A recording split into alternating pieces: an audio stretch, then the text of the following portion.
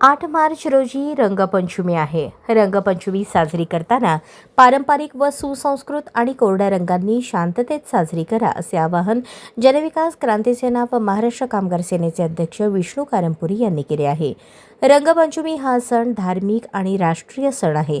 या सणाला एकमेकांना रंग लावून वर्षभरातील घडलेल्या अप्रिय घटना, वाद विसरून आनंदाने राहण्यासाठी रंग लावून शुभेच्छा दिल्या जातात.